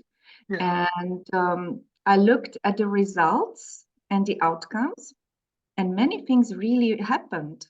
What we were expecting there. So really, people start moving more from cities to rural areas. It is the case in Slovakia. So many people moved. I found 240,000 people. We are a 5.5 million country, yeah? So that's a lot of people on the move. And 160,000 left the cities. I don't know where's the rest, but somewhere maybe left the country as such. It's possible. Yeah. That's very interesting. So maybe I would like to ask if we can have one-to-one meetings with you to have a look in depth into what we have proposed, and maybe you can guide us better where to focus the attention and which way to go. And there are other projects we could work with. We are in tools for CAP. So we are analyzing methods and tools that have been used in all EU member states for the first generation of strategic plans. And we are developing 10 modules Yes. for civil servants, for the national authorities to educate them. So Yes. this is something that we can also use in our project to share it through, because it's not only for national authorities, it should be also for the regional and local authorities and all the stakeholders to understand also what tools are available, how can they be used, in which stages of the consultation processes, and so on and so on. So this is also the potential I would like to bring in that this project has. So Great. No, thank you, Marietta. Of course, I mean, anytime we can, the message is for anybody, if it's useful to have a chat about those things. You know, I won't guarantee that I always have a solution, you know, but I do have my experiences, and in worst, I'm a shoulder to cry on, you know. we won't be crying, we are smiling. Absolutely. As well. And also, Marietta, you're always an inspiration to everybody, I think. And what's nice to hear from you is that you confirm something I was saying to Daniel the other day, is that, you know, people have to do lots of projects in parallel. You know, we're always doing lots of jobs in parallel, and some of them have different deadlines, etc. So the issue of the tools, so much has changed so quickly, you know, in the last couple of years. People are reeling. And then you have some people are coming out and saying that AI will take over the world. I'm sorry, you know, AI companies are going to try to take over the world, you know, and charge you for everything. I mean, that's the extension to which AI will take over the world. But for everybody, it's an opportunity to simplify their work, you know, so that instead of doing 16-hour days, they do 8 or even 6-hour days, etc. Maybe have weekends off and holidays. And this is the way that we should see the opportunity in the tools. So one of the things that I want to set up is we have regular meetings where we kind of expose the tools. And I can tell you, you know, John and Runar and Carol, they have as much to learn about these things as you do, because things are just changing so quickly. And like anybody, you come to this with your old ideas, and you find out that, you know, we need to revise our expectations of what we can do, because the world is changing. But I think that's what's going to make the project really exciting. But in terms of the method, you know, what is a RAP and etc., I don't want to impose too many rules on anybody, because you're all busy. You have a strong idea of what you need to do. And most of you have a good idea of how you want to organize the work. You know, you may have challenges, but you're part of a process. It has its own natural dynamic, and you have a good idea what to do and where to go. So I don't want to, you know, what I really want to get out of this project is that we create a space where, by understanding the work and working with like John and Carol and Runar and those guys on the tool development, we really end up with tools that are useful for us and answer our questions. And I'm working away in the background. I have a whole bunch of scenarios, you know, for based on the way I work and the kind of tasks that I would like, you know, tools to provide. But I'm quite sure that every single one of you all have maybe some of the same things, but maybe other tasks as well that are a bit different. And so we need to, you know, cast the net wide in terms of, you know, becoming aware of the work and what we want to do, etc. And so it's really about the real work that you want to do, not some bureaucratic template for a project that's imposed on you just to satisfy the needs of the project, you know. So I don't want to be too prescriptive, but the prescription is, let's try to focus on areas where there is a big opportunity on the rural-urban nexus. And that will require, you know, governance, you know, a governance challenge, in the sense that all administrators are under terrible burden and pressure. They have too much work to do, you know. So if they can, they're going to cut corners. And they don't want to take on extra jobs, you know. So how do you actually, you know, cut through that and find a way. One way, if you want to work with the cities, one way, whether it's the best or not, I don't know. But one way is to identify a problem that some of the cities are working on, where the rural dimension, could be important to help them achieve their goals. And then approach them initially informally and say, maybe we need to work together on this issue, because that will help you get a more complete solution to your problem. And so this is one thing, the urban rural, policy coordination issue. I think we really need to bring this out strongly. And there are real opportunities, it will expose governance weaknesses. It'll help us invent mechanisms that could address those. And also, I think it'll open up opportunities for funding, because most of the funding available today for resilience and recovery, it's going to the big cities, it's going to maybe through the federal government. But the cities are the ones that are better organized. They want to do cycle paths, they want to do, they have a long list of infrastructure and other projects to do. But if the rural areas can come into this, say, by looking at food systems, or energy systems, or waste, and as you say, these are all interconnected, so the list I gave is a gross simplification of the world, but it's just a way of trying to open up our thinking on where the opportunity for rural-urban cooperation might be. And so for me, that's the main area I want to insist on is, let's find the nuggets in terms of rural-urban cooperation, and let's find the nuggets in terms of how to use those wonderful tools that are coming out to make our work more easily. But beyond that, how you do it, in terms of the process and everything, I really think I have little advice to give to anybody. You guys have a good idea. You're involved in a process. You more or less know what you want to do, etc. But of course, we can always talk, if there's an area where you feel, you'd like extra input. We have a strong partner on this that we identify among the stakeholders, and that is co-organizer of our conference. It's the Association of Municipalities, Cities and Villages. That is the largest NGO in Slovakia, because it represents all the cities, towns, and they have developed a strategy for the rural areas specifically, because there are still many villages without the shops, without the food supplies going to these are this is still the reality in Slovakia. So they're actually focusing on this agenda. So we rely on this strong partnership, and we want to keep it. That's fantastic. I mean, so again, coming back to the methodology, usually we say, oh, you have a vision and da da da da da da. Well, it looks like there's already a vision. There's already a strategy there. So don't start from zero. Just try to align with this, perhaps, on what they're doing, and say, okay, so what can we do now in the rural areas, to help deliver on that strategy?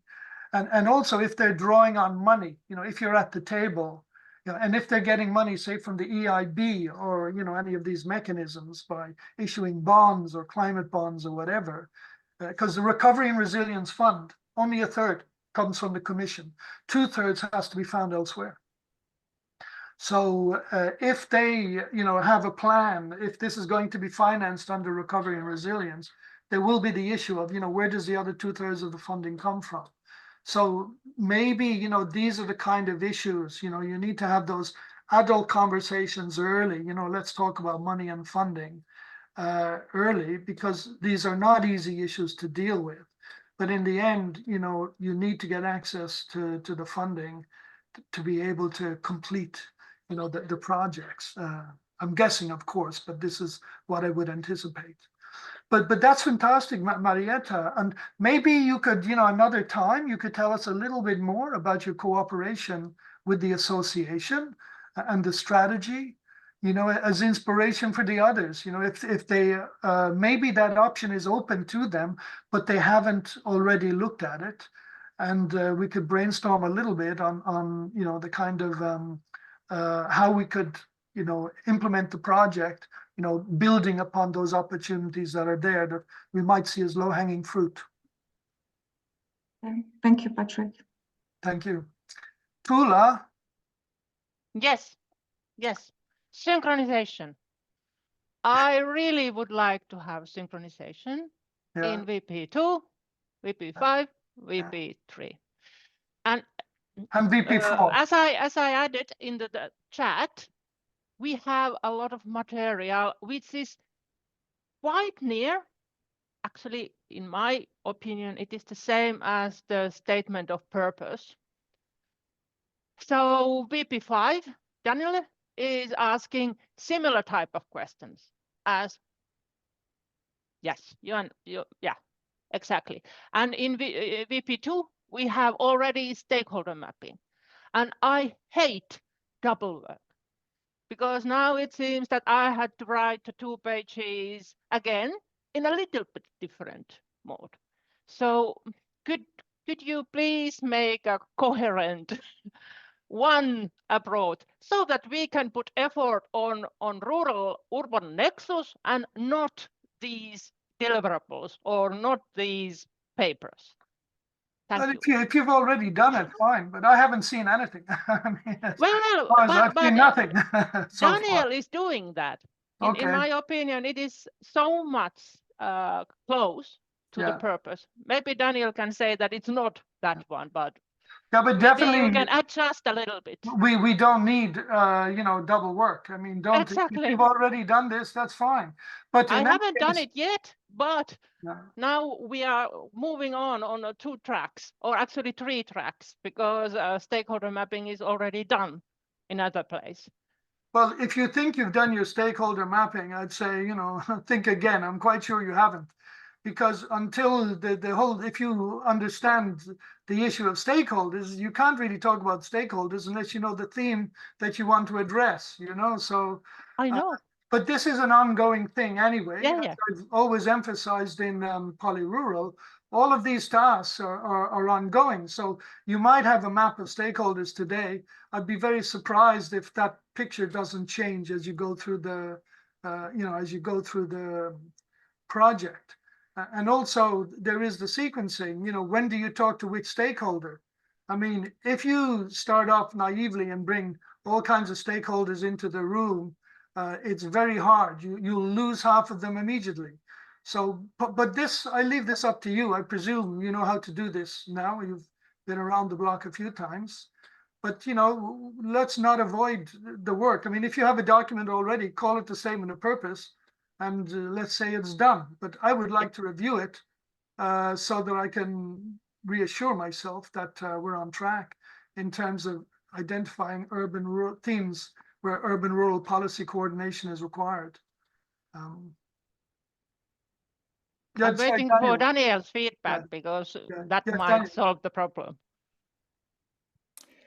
Yeah, may I? Can you hear me? Yes.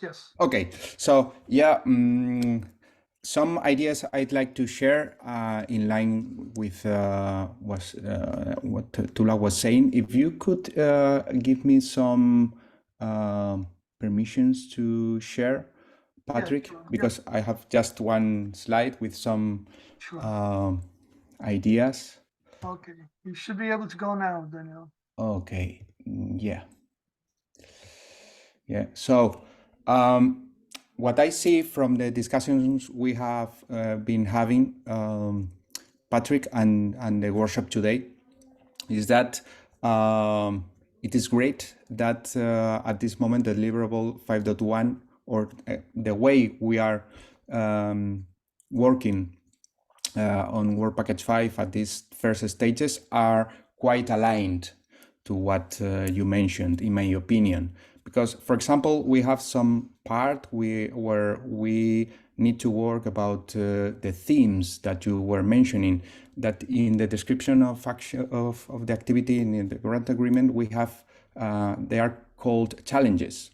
So it's the same. So we can integrate the themes that the pilots are going to work into this and work on that. So I see a clear alignment there to with regards to what you mentioned. Okay, I see another alignment, which is what you are discussing about the statement of purpose, which we are calling at this moment vision, but it ended up the same, I would say. Okay,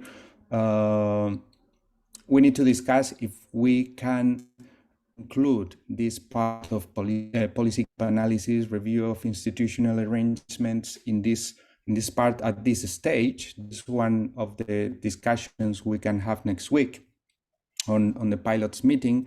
I'm referring to, I'm saying this because I would say that deliverable 5.1 at this moment is like a pre-foresight stage that you mentioned in the methodology part. I would try to map this deliverable at this pre-foresight stage, meaning that later on in the project, and we have work and deliverables about that, we need to develop the RAPs. So we will have some more opportunities to go into details about the policy gap analysis, the institutional arrangements, and update all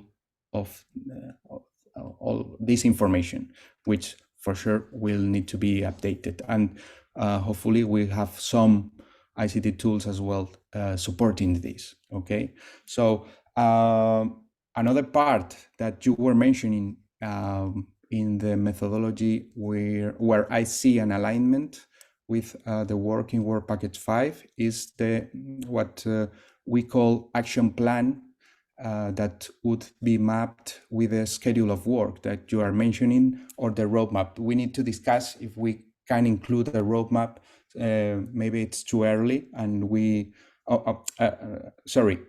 maybe we need to include the roadmap, but without a schedule at this stage, but at least to work on the every pilot work on the activities they need to perform. So I see 3 alignments here. What I would like to say is that given that we have these alignments, we are kind of avoiding double work. Okay, so I think that's great news. About stakeholders, just a side note, I included the table of stakeholders just to put the names there, not trying to double work with Work Package 2, just because this deliverable 5.1 is a public deliverable. So I think it would be good for external people reading to have just a glimpse of which are the stakeholders of the of every pilot, but nothing more than that. Just a table, a list of people for external people to have the whole picture, let's say. Okay.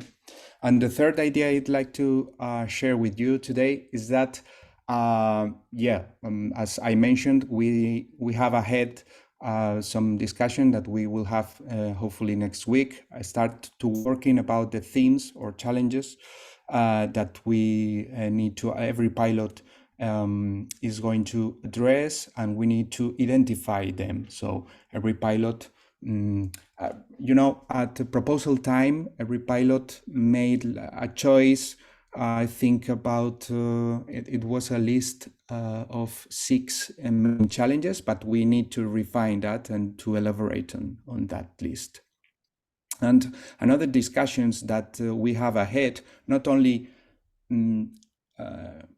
in Work Package 5, but concerning all other work packages in the project, is about cycles that you, Patrick, were mentioning. We need to be synchronized all work packages about these cycles, so we can have these rounds or cycles of RAPs aligned to the tools that are developed in the project. So this is one discussion that we have ahead, and we need to do at project level.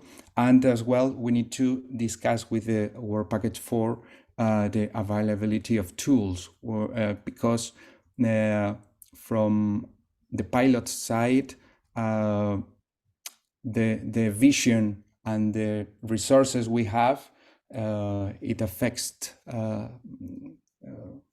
in a big way how the availability of tools that we have. Okay, so these are discussions that we need to have ahead. But yeah, I'd like just to wrap up that I see some alignments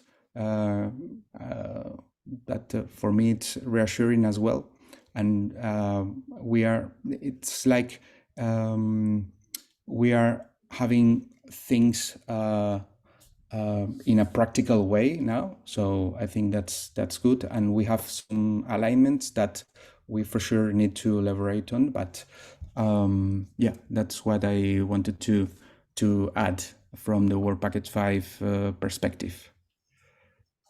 Okay. Fine. You say there's alignment, and personally I don't see it, but it would be good.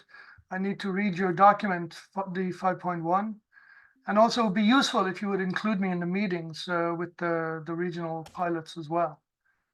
Sure. So far, I haven't been invited to any meeting. And it kind of, I wonder why. Work Package 3 is about the methodology.